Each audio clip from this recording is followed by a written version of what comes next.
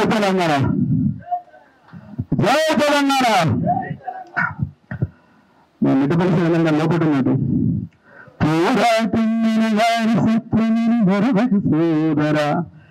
అన్న మాట యాడ్ చేసుకున్నా. ఈ మధ్య వచ్చేటప్పుడు అశోక్ సినిమా చూసిన. మనల్ని కొట్టాలంటే అయితే ఫ్యామిలీ కావాలి, లేదంటే ఫ్యాన్స్ కావాలి. ఈ మాట ఎందుకు చెప్తానో ఒకసారి గుర్తుపెట్టుకోండి. సిరిసిల్లలో సందీప్ కుమార్ ఝా అనే ఆయన వచ్చి వ్యవస్థను ఎట్లా నాశనం చేసిండు, ఎన్ని రకాలుగా నాశనం చేసిండు, ఎన్ని విధాలుగా వాడుకున్నాడో నేను చాలా స్పష్టంగా చెప్పిన. మిత్రులారా ఒకసారి గమనించండి. సందీప్ కుమార్ ఝా నా వీడియోలు అయితే వింటావు, నా స్టేటస్ అయితే చూస్తావు. నీకు నాకు మంచిగా మంట తినడం బాగా అలవాటు, అద్భుతంగా తిందాం, కంచె కొట్లాడదాం. కాకపోతే ఒకటి చెప్తున్నా, సందీప్ కుమార్ ఝా మా బాలును నన్ను ఇబ్బంది పెట్టడానికి పక్కనే ఉన్న మా కానిస్టేబుల్ శ్రీకాంత్ నుంచి, అధికారుల నుంచి, మీడియా నుంచి, పనిని చెప్పేవనే మీడియా నుంచి అధికారులను వాడుకున్నాడు, పోలీసులను వాడుకున్నాడు, ఆఫీసర్లను వాడుకున్నాడు, చట్టాలను వాడుకున్నాడు.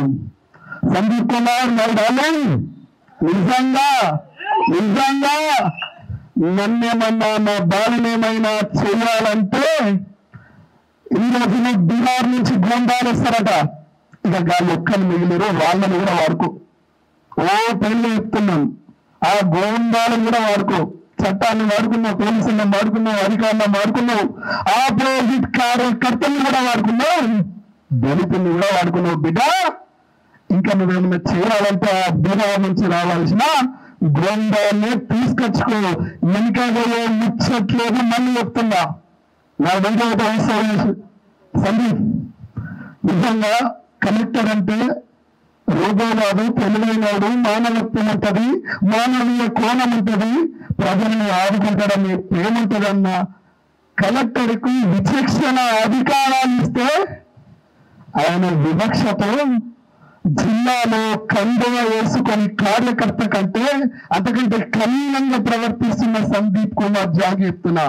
బిడ్డా ఇలా మీ రోజు ఉండొచ్చు, ఈ రోజు నుంచి ఉండొచ్చు, రేపు చట్టం అనేది ఉంటుంది. ఆ చట్టం ముందు ఆల్రెడీ నువ్వు కోర్టులో 2 గంటలు నిలబడ్డావు కదా, ఇక నుంచి కూడా అట్లే నిలబెడతాం. గుర్తుపెట్టుకో సందీప్ కుమార్ ఝా గారు, చాలాసార్లు చెప్పినాం. బహుశా నేను చెప్పినట్టు ఎవరు చెప్పకపోవచ్చు, మళ్ళీ చెప్తున్నా, ప్రేమతో చెప్తున్నా.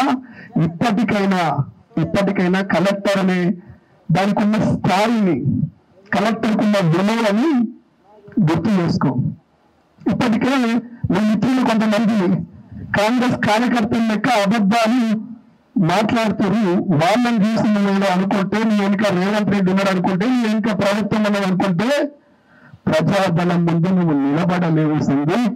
అందుకే అర్ధరాత్రి వచ్చిన 30 మంది పోలీసులను పంపించినావు కదా, అర్ధరాత్రి వచ్చినా నీకు ఫుల్ ఫ్రీడమ్ ఇస్తున్నా. దారుణంగాని నన్ను చంపే హక్కు, మా బాబుని ఇబ్బంది పెట్టే హక్కు అయితే మా ఫ్యాన్స్ ఉండాలి, లేదంటే నేను ముద్దుగా తీసుకునే దారుణంగానే వాళ్ళకు ఉండాలి. నీ బాధ్యత తీసుకుంటా అంటే తీసుకో.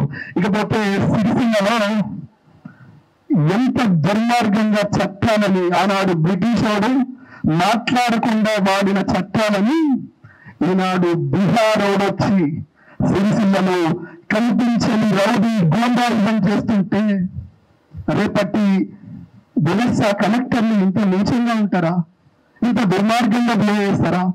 ఇంత దౌర్భాగ్యమైన మానసిక స్థితిలో ఉంటారా అనే ప్రశ్న రేపటి పిల్లలకి, చిన్న పిల్లల మైండ్ లో వస్తే, ఇప్పటి వరకు కలెక్టర్ అవుతా అన్న వాళ్ళు కలెక్టర్ కూడా కొల్లుడైపోయింది అనిపిస్తే ఆ కలెక్టర్ అనే పదవికి ఇబ్బంది అవుతుంది. సందీప్ కుమార్ ఝా, నిజంగా నీకు కేటీఆర్ మీద కసి, కోపం, పగ ఉంటే రాజీనామా చేసి రా, కాంగ్రెస్ పార్టీలో జాయిన్ అవుతావా, బీజేపీ పార్టీలో జాయిన్ అవుతావా, రా.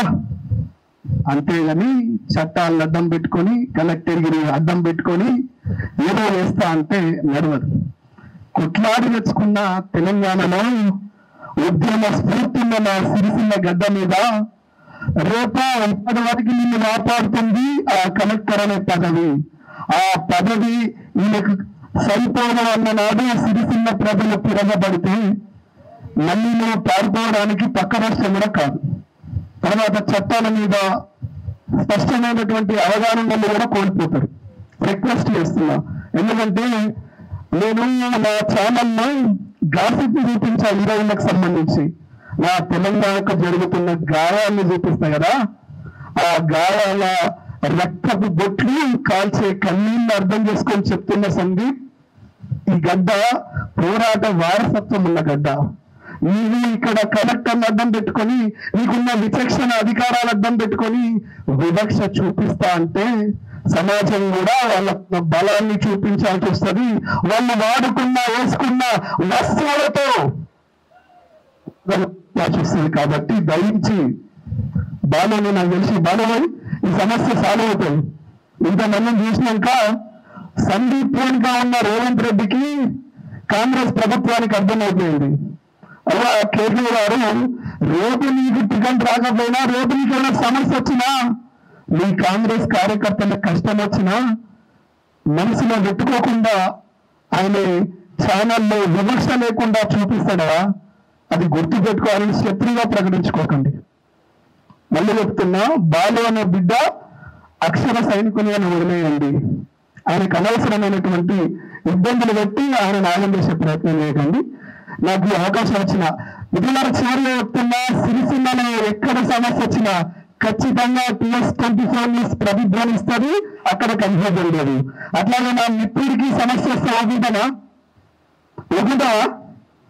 అస్సలు నేను గిరవ రెడ్డి టీవీ తీసుకుంటా. రెడ్డి అంటే తెలుసు కదా, గది మరి జై తెలంగాణ. Thank you సిరన్న.